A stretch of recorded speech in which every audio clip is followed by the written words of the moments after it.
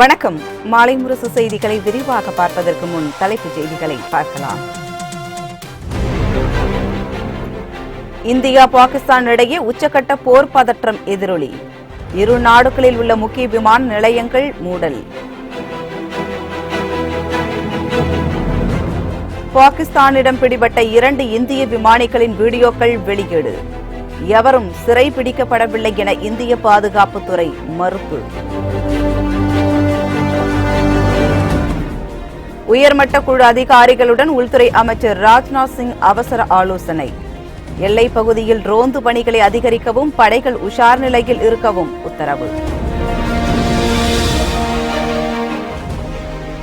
எல்லைக்குள் நுழைய முயன்ற பாகிஸ்தான் போர் விமானத்தை சுட்டு வீழ்த்தியது இந்தியா. ஜம்மு ஸ்ரீநகர் பதான்கோட் பகுதியில் விமானங்கள் பறக்க தடை. இந்தியா பாகிஸ்தான் போர் பதற்றத்தை தணிக்க நடவடிக்கை எடுக்க வேண்டும். பிரச்சனையை சரியான முறையில் கையாள சீனா அறிவுரை.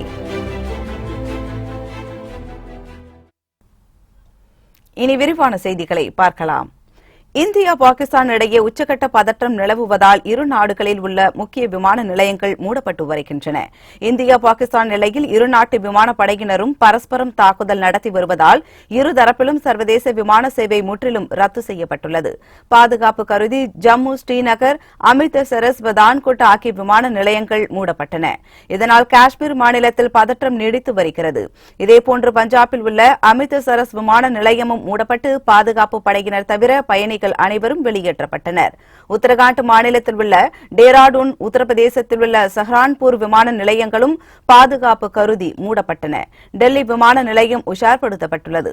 இதேபோன்று நாட்டில் உள்ள அனைத்து விமான நிலையங்களும் பாதுகாப்பு வளையத்திற்குள் கொண்டுவரப்பட்டுள்ளன. இதேபோன்று பாகிஸ்தானிலும் இஸ்லாமாபாத், முல்தான், லாகூர், சியால்கோட், பைசாபாத் ஆகிய விமான நிலையங்கள் மூடப்பட்டுள்ளது.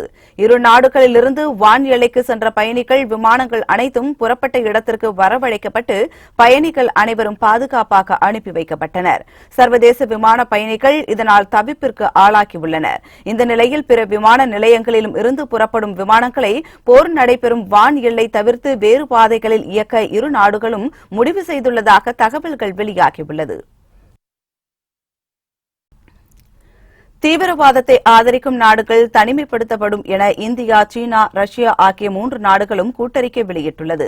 சீனாவில் நடைபெற்ற 16வது வெளியுறவுத்துறை அமைச்சர்கள் கூட்டத்தில் 3 நாடுகளின் கூட்டறிக்கை வெளியிடப்பட்டுள்ளது. இந்த அறிக்கையில் நாடுகளுக்கு இடையேயான எல்லை பிரச்சினையை தீர்க்க தீவிரவாதத்தை பயன்படுத்தக்கூடாது என கூறப்பட்டுள்ளது.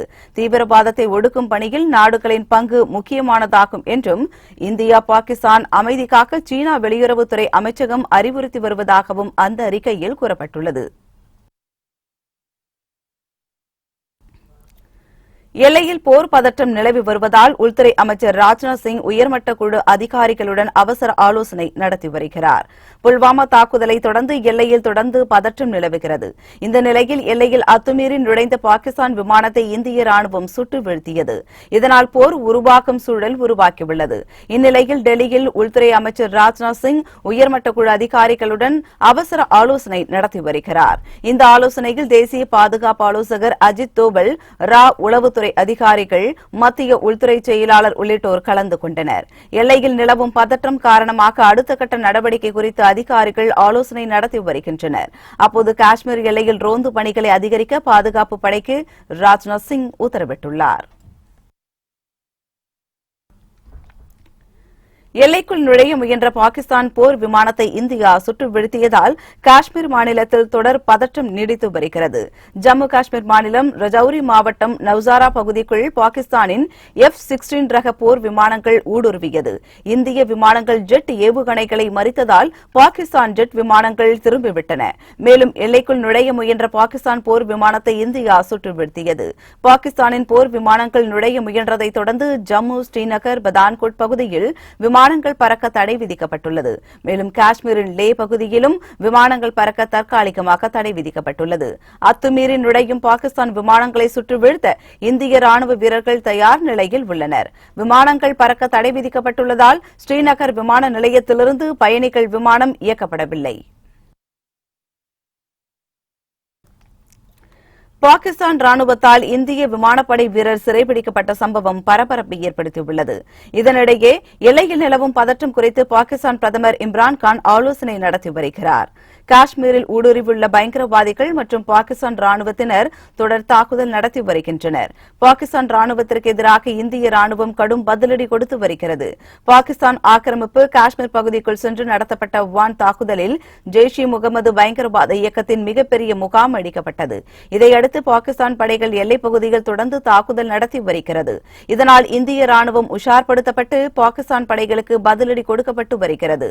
விமானப்படை விமானங்கள் தயார் நிலையில் வைக்கப்பட்டுள்ளன.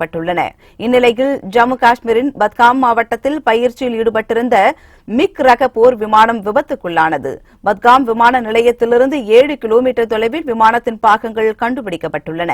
இந்த நிலையில் பாகிஸ்தான் ராணுவத்தால் இந்திய விமானப்படை வீரர் சிறைபிடிக்கப்பட்டார். எல்லையில் தொடர்ந்து நிலவி வரும் பதற்றம் குறித்து பாகிஸ்தான் பிரதமர் இம்ரான்கான் தீவிர ஆலோசனை நடத்தி வருகிறார். இதனிடையே பாகிஸ்தானில் இஸ்லாமாபாத், லாகூர், பைசலாபாத், சியால்கோட், முல்தான் ஆகிய 5 விமான நிலையங்கள் மூடப்பட்டன. இந்திய விமானப்படை நடத்திய தாக்குதலுக்கு பதிலடி கொடுக்கும் விதமாக பாகிஸ்தான் தீவிரவாதிகள் இந்தியாவில் தாக்குதல் நடத்த வாய்ப்புள்ளதால் டெல்லி, மும்பை உள்ளிட்ட முக்கிய நகரங்களில் பாதுகாப்பு பலப்படுத்தப்பட்டுள்ளது. பாகிஸ்தான் எல்லைக்குள் இருந்த பயங்கரவாத முகாம்கள் மீது இந்திய விமானப்படை அதிரடி தாக்குதல் நடத்தியதில் 300 பயங்கரவாதிகளை ஒரே நேரத்தில் கொல்லப்பட்டனர். இதற்கு பழிவாங்கும் நடவடிக்கையாக இந்தியா மீது தாக்குதல் நடத்த பயங்கரவாதிகளும் பாகிஸ்தான் ராணுவமும் திட்டமிட்டுள்ளதாக உளவுத்துறை எச்சரிக்கை விடுத்துள்ளது. இதையடுத்து டெல்லி, மும்பை உள்ளிட்ட 5 முக்கிய நகரங்களில் அடுத்த 72 மணி நேரத்திற்கு உஷார் நிலை அமல்படுத்தப்பட்டுள்ளது. வட இந்தியா மற்றும் மேற்கு இந்தியாவில் உள்ள அணுசக்தி நிலையங்கள், விமானப்படை தளங்கள், கடற்படை தளங்கள், ராணுவ முகாம்கள் உள்ளிட்டவற்றில் பாதுகாப்பு அதிகரிக்கப்பட்டுள்ளது. பாகிஸ்தான் எல்லையை ஒட்டிய பஞ்சாபின் 5 மாவட்டங்களில் பயங்கரவாத தடுப்பு பிரிவினர், எல்லை பாதுகாப்பு படையினர், போலீசார் ஆகியோர் தயார் நிலையில் வைக்கப்பட்டுள்ளனர். ஊடுருவல்களை தடுக்க முப்படைகளும் தீவிர கண்காணிப்பில் இருக்க அறிவுறுத்தப்பட்டுள்ளது. சர்வதேச எல்லையில் மீன்பிடிக்க சென்றுள்ள இந்திய மீனவர்களும் எல்லைக்குள் திரும்பி வரும்படி கேட்டுக் கொள்ளப்பட்டுள்ளது. காஷ்மீரில் பாதுகாப்பு படை வீரர்கள் நடத்திய துப்பாக்கிச் சூட்டில் தீவிரவாதிகள் 2 பேர் சுட்டுக் கொல்லப்பட்டனர். புல்வாமா தாக்குதலுக்கு தக்க பதிலடி கொடுக்கும் வகையில் பாகிஸ்தான் ஆக்கிரமிப்பு காஷ்மீரில் உள்ள தீவிரவாத முகாம்கள் மீது இந்தியா தாக்குதல் நடத்தியது. இதில் பாலகோட், சாக்கோட், முசாபர்பாத் ஆகிய இடங்களில் இயங்கி வந்த முக்கிய தீவிரவாத முகாம்கள் அழிக்கப்பட்டன. மேலும் எல்லையில் ராணுவத்தினர் தீவிர தேடுதல் வேட்டையில் இறங்கியுள்ளனர். இந்நிலையில் காஷ்மீரின் சோபியான் மாவட்டம் மீமந்தர் பகுதியில் பாதுகாப்பு படையினருக்கும் தீவிரவாதிகளுக்கும் இடையே நடந்த துப்பாக்கி சண்டை நடைபெற்றது. இதில் 2 தீவிரவாதிகள் சுட்டுக் கொல்லப்பட்டனர். இவர்கள் இருவரும் ஜெய்ஷ் இ முகமது அமைப்பை சேர்ந்தவர்கள் என்பது தெரியவந்துள்ளது. தொடர்ந்து அப்பகுதியில் தேடுதல் வேட்டை நடந்து வருவதால் பதற்றம் ஏற்பட்டுள்ளது. தீவிரவாத அமைப்புகள் மீது உரிய நடவடிக்கை எடுக்க வேண்டும் என பாகிஸ்தானுக்கு அமெரிக்கா எச்சரிக்கை விடுத்துள்ளது. புல்வாமா தாக்குதலை தொடர்ந்து இந்தியா, பாகிஸ்தான் போர் உருவாக்கும் சூழல் நிலவி வருகிறது. இதனால் அமெரிக்கா இரு நாடுகளுக்கிடையே அமைதி பேச்சுவார்த்தை நடத்தி வருகிறது. இதனிடையே பாகிஸ்தான் எல்லைக்கோட்டு பகுதியில் இந்திய விமானப்படை பயங்கரவாதிகள் முகாம்கள் மீது நடத்திய தாக்குதலை அடுத்து அங்கு பயங்கரவாத அமைப்பு இருப்பது உறுதி செய்யப்பட்டது. இதனால் பாகிஸ்தானுக்கு நெருக்கடி ஏற்பட்டுள்ளது. இந்நிலையில் பாகிஸ்தான் வெளியுறவுத்துறை அமைச்சர் குரேஷியை அமெரிக்க வெளியுறவுத்துறை அமைச்சர் மைக் பாம்பியோ தொலைபேசியில் அழைத்து பேசியுள்ளார். அப்போது தீவிரவாத அமைப்புகளை ஒடுக்க பாகிஸ்தான் உரிய நடவடிக்கை எடுக்க வேண்டும் என கூறினார். ராணுவ நடவடிக்கைகளை தவிர்க்க பாகிஸ்தான் பயங்கரவாதத்தை ஒழிக்க வேண்டும் என்றும் தெரிவித்தார். புல்வாமா தாக்குதலை அடுத்து பாகிஸ்தான் மீது உலக நாடுகளின் அழுத்தமும் நெருக்கடியும் அதிகரித்துள்ளது. பாகிஸ்தான் தீவிரவாதிகளை ஒழிக்க இந்தியாவிற்கு உரிமை உள்ளதென அசாதுதீன் ஒவைசி தெரிவித்துள்ளார். பாகிஸ்தானில் உள்ள தீவிரவாத முகாம்கள் மீது இந்திய விமானப்படை தாக்குதல் நடத்தியது. இதில் 300க்கும் மேற்பட்ட தீவிரவாதிகள் உயிரிழந்தனர். இச்சம்பவம் குறித்து ஹைதராபாத்தில் செய்தியாளர்களிடம் பேசிய அசாதுதீன் ஒவைசி, பாகிஸ்தானில் உள்ள தீவிரவாத முகாம்கள் மீது இந்திய விமானப்படை தாக்குதல் நடத்தியுள்ளதை வரவேற்பதாகவும் இது சரியான நடவடிக்கை என்றும் ஒவைசி கூறினார். மேலும் அரசு சாராத அமைப்புகளின் நடவடிக்கைகளை அரசால் தடுத்து நிறுத்த முடியவில்லை என்றால் மற்றொரு நாடு தன்னுடைய பாதுகாப்பிற்காக வன்முறைகளை தடுத்து நிறுத்துவதற்கான உரிமை உள்ளதென்றும் ஒவைசி தெரிவித்தார். ஜெய்ஷ்-இ-முகமது அமைப்பின் தலைவர் மசூத் அசாரை அழிப்பதுதான் புல்வாமா தாக்குதலுக்கு உண்மையான பழிவாங்கலாக இருக்க முடியும் என சிவசேனா கட்சி மூத்த தலைவர் சஞ்சய் ரவுத் தெரிவித்துள்ளார். பாகிஸ்தான் தீவிரவாத முகாம்கள் மீது இந்திய விமானப்படையினர் நேற்று திடீர் தாக்குதலில் ஈடுபட்டனர். இதில் 300 தீவிரவாதிகள் உயிரிழந்ததாக தகவல்கள் வெளியாகின. இந்நிலையில் தாக்குதல் குறித்து டெல்லியில் செய்தியாளர்களை சந்தித்த அவர் பாகிஸ்தானில் இருந்த தீவிரவாத முகாம்களை தாக்கிய இந்திய வீரர்களை பாராட்டினார். மேலும் ஜெய்ஷ்-இ-முகமது அமைப்பின் தலைவர் மசூத் அசாரை அழித்தால்தான் புல்வாமா தாக்குதலுக்கு உண்மையான பழிவாங்கலாக இருக்க முடியும் என சஞ்சய் ரவுத் தெரிவித்தார். நாட்டிற்காக உயிர்நீத்த ராணுவ வீரர்களின் வீர மரணம் வருத்தமளிப்பதாகவும் அதற்கு பதிலடி கொடுக்கும் விதமாக இந்திய அரசு தீவிரவாதிகளை வேட்டையாடி வருவதாக போக்குவரத்துத்துறை அமைச்சர் விஜயபாஸ்கர் தெரிவித்துள்ளார். கரூரில் செய்தியாளர்களிடம் பேசிய அவர் தீவிரவாதம் இல்லாத உலகை உருவாக்க வேண்டும் என கூறினார். இந்தியாவுக்கு மிகப்பெரிய ஒரு வெற்றி.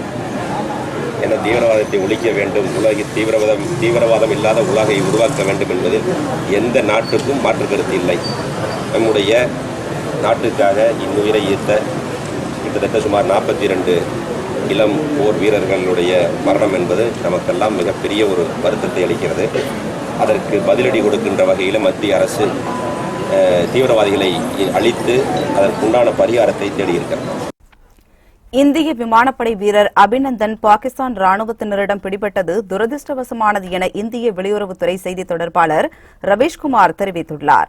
இந்தியா பாகிஸ்தான் இடையிலான விமானப்படை தாக்குதலின் போது இந்திய விமானி ஒருவர் பிடிபட்ட வீடியோ ஒன்றை பாகிஸ்தான் ராணுவம் வெளியிட்டது.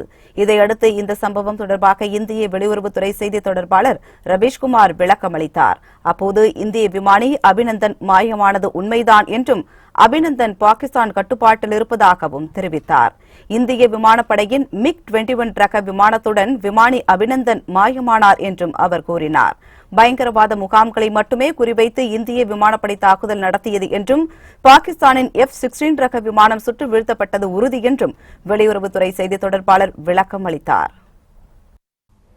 சென்னையில் கூடுதல் வசதிகளுடன் புதுப்பிக்கப்பட்ட மழலையர் காப்பகத்தை முதலமைச்சர் பழனிசாமி தொடங்கி வைத்தார். அரசு ஊழியர்களின் குழந்தைகளை பராமரிக்க மழலையர் காப்பகம் கடந்த 7 ஆண்டுகளாக சென்னை தலைமைச் செயலகம் வளாகத்தில் செயல்பட்டு வருகிறது. இந்த நிலையில் சுமார் 3 லட்சம் ரூபாய் செலவில் கூடுதல் வசதிகளுடன் புதுப்பிக்கப்பட்ட மழலையர் காப்பகத்தை முதலமைச்சர் பழனிசாமி தொடங்கி வைத்தார். இங்கு 1 முதல் 4 வயது வரையிலான 25 குழந்தைகள் பராமரிக்கப்பட்டு வருகின்றனர். மேலும் பாலூட்டும் தாய்மார்களுக்கு சிறப்பு வசதிகளும் காப்பகத்தில் செய்யப்பட்டுள்ளன.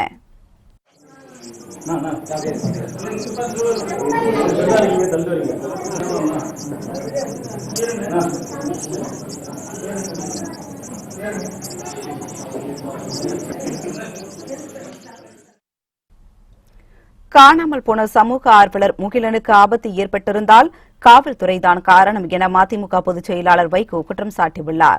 இந்தியாவை மீட்போம், தமிழகத்தை காப்போம் என்ற தலைப்பில் அரசியல் எழுச்சி மாநாடு இன்று மாலை கோவை கொடிசியா அரங்கம் அருகே நடைபெறவுள்ளது. இதில் கலந்து கொள்ள கோவை விமான நிலையத்திற்கு வந்த வைகோ செய்தியாளர்களை சந்தித்தார். முல்லை பெரியாறு, நீட் விவகாரம், ஹைட்ரோ கார்பன், நியூட்ரினோ திட்டம் போன்றவற்றிற்கு எதிராக கருப்பு கொடி காட்டப்படும் என கூறினார். அதேபோல் மார்ச் 1ஆம் தேதி கன்னியாகுமரி வரும் பிரதமர் மோடிக்கு கருப்பு கொடி காட்டப்படும் என அவர் தெரிவித்தார். மதுரைக்கு வரலாம்.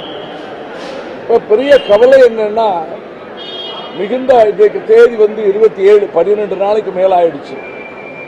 அவர் உயிருக்கு ஆபத்து ஏற்பட்டிருக்குமோங்கிறதுனாலதான் முத நாளே நான் சொன்னேன், அவருக்கு ஏதாவது உயிருக்கு ஆபத்துன்னா காவல்துறை செய்திருக்கணும்.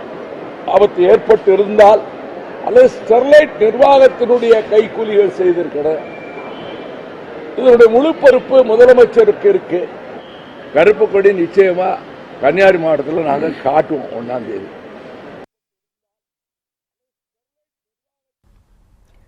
தொழில்நுட்ப கல்வி இயக்கத்துடன் ஏற்பட்ட கருத்து வேறுபாட்டால் பொறியியல் மாணவர் சேர்க்கை தலைவர் பதவியிலிருந்து அண்ணா பல்கலைக்கழக துணைவேந்தர் சூரப்பா விலகியுள்ளார். அண்ணா பல்கலைக்கழக துணைவேந்தர் சூரப்பா பொறியியல் மாணவர் சேர்க்கை தலைவராக பதவி வகித்து வந்தார். ஆனால் பொறியியல் கலந்தாய்வை அண்ணா பல்கலைக்கழகம் நடத்துவதில் நிர்வாக ரீதியாக சிக்கல் ஏற்பட்டது. இதனால் பொறியியல் மாணவர்கள் சேர்க்கைக்கான தலைவர் பதவியிலிருந்து சூரப்பா விலகியுள்ளார். உயர்கல்வித்துறை செயலருடன் ஏற்பட்ட கருத்து வேறுபாடு காரணமாக சூரப்பா விலகியதாக கூறப்படுகிறது. சூரப்பாவின் பதவி விலக்கல் கடிதத்தை உயர்கல்வித்துறை ஏற்றுக்கொண்டுள்ளதாக தகவல் வெளியாகியுள்ளது. சூரப்பாவின் விலக்கலால் இனிமேல் பொறியியல் கல்லூரி மாணவர்களின் கலந்தாய்வை தொழில்நுட்ப கல்வி இயக்கம் நடத்த வாய்ப்புள்ளது. 22 ஆண்டுகளாக பொறியியல் மாணவர் சேர்க்கையை அண்ணா பல்கலைக்கழகம் நடத்தி வந்தது குறிப்பிடத்தக்கது. அதிமுக கூட்டணி ஜெயலலிதா ஆன்மாவிற்கு எதிரானது என்று கூறிய கருணாஸ் பாஜக மற்றும் பாமகவை கூட்டணியில் சேர்த்தது சரியல்ல என்று குற்றம் சாட்டியுள்ளார். சென்னையில் செய்தியாளர்களை சந்தித்த அவர் ஒரு சில கட்சிகளிடமிருந்து எங்களுக்கு அழைப்பு வந்துள்ளது என்றும் அது குறித்து ஓரிரு நாளில் முடிவெடுப்போம் என்றும் கூறினார். நாடாளுமன்ற தேர்தலில் தனித்தோ அல்லது வேறு கட்சிகளுடன் இணைந்தோ போட்டியிடும் சூழல் உருவாகும் போது அதிமுகவிற்கு எதிராக பிரச்சாரம் செய்வோம் என்றும் கூறினார்.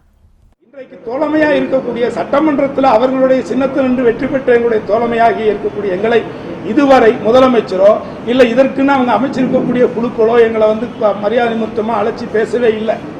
இந்த நிலை தொடர்ந்துகிட்டு இருக்கு. ஆக எங்களை பொறுத்தவரை என்னை பொறுத்தவரை நான் என்ன நினைக்கிறேன்னா, என்கிட்ட 1-2 பேர் பேசிட்டு இருக்காங்க.